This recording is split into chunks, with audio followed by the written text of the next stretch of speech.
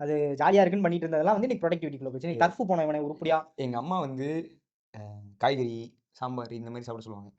எனக்கு சப்பாத்தி வேணும், பரோட்டா வேணும்.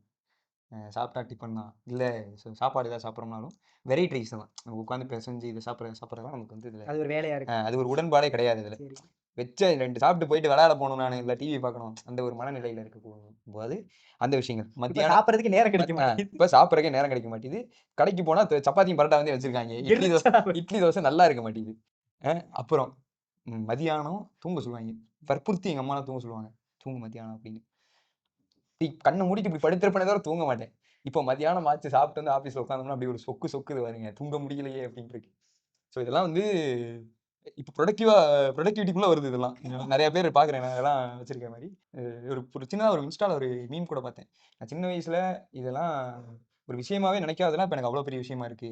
ஹெல்த்தி ஃபுட் எடுத்துக்கிறது, ஒரு அடிக்வெட் ஸ்லீப் ஷெடியூலை மெயின்டைன் பண்ணுறது. நான் வந்துட்டான் பாத்தீங்களா இன்ஸ்டால பார்த்தேன்னு சொல்லி இன்ஸ்டாகிராம் தான் பாக்குறேன் அவன். நல்ல விஷயங்கள் பேசுகிறமா இல்லையா? அதுதான் நல்ல ப்ரொடக்டிவாக இருக்கும்ல. இதுதான்.